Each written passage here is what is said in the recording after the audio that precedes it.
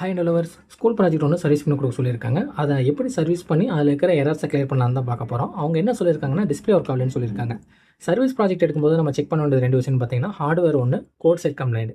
50-50 chances இருக்குது. அதை check பண்ணுறதுக்கு பேசிக் பின்னை நம்ம செக் பண்ணிவிட்டு ஹலோ வேர்ல்டை ரன் பண்ணி பார்த்தோம்னா நமக்கு தெரிஞ்சிடும்.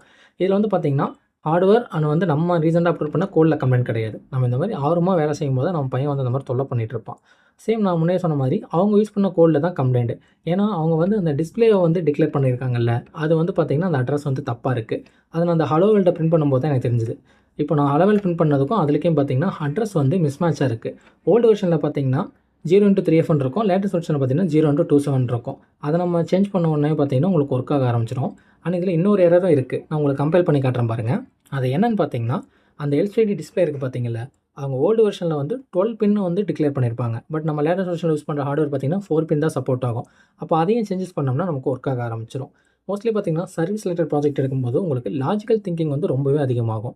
ஏன்னா நம்ம புதுசாக பண்ணும்போது காப்பி பேஸ்ட் தான் பண்ணுவோம். பட் இந்த மாதிரி சர்வீஸ் ரிலேட்டட் எடுக்கும்போது பார்த்தீங்கன்னா அனலைஸ் பண்ணும்போது நமக்கு லாஜிக்கல் திங்கிங் ரொம்பவே அதிகமாகும். நெக்ஸ்ட்டு நம்ம பக் எல்லாமே கிளியர் பண்ணிவிட்டு, இது ஒரு online and offline based project அப்படிங்கிறனால ஆஃப்லைன் பக் எல்லாமே கிளியர் பண்ணியாச்சு. ஆன்லைனுக்கு உண்டான அந்த ஒய்ஃபை கிரெடென்ஷியல் எல்லாமே நம்ம அப்டேட் பண்ணிடலாம்.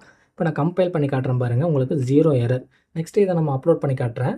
டிஸ்பிளேல பார்த்தீங்கன்னா கனெக்டிங் டு ஒய்ஃபைன்னு வந்துருச்சா, நமக்கு அப்லோட் டன். இப்போ பார்த்தீங்கன்னா டிஸ்பிளே ஒர்க் ஆக ஆரம்பிச்சிருச்சு. ஒய்ஃபை கனெக்ட் ஆன பிறகு இந்த ப்ராஜெக்ட்டில் எப்படி ஒர்க் ஆகுதுன்னு நான் உங்களுக்கு காட்டுறேன் பாருங்கள்.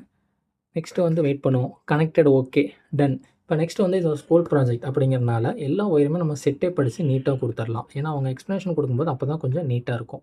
இப்போ ஆன் பண்ணி காட்டுறேன் பாருங்கள். இப்போ நம்ம ஆர்எஃப் டேகை டேப் பண்ணும்போது பார்த்தீங்கன்னா ப்ரெசென்ட் வந்துருச்சு. சேம் அதே தான். ஆர்எஃப் ஐடி நான் டேப் பண்ணும்போது உங்களுக்கு 101% வந்துடும்.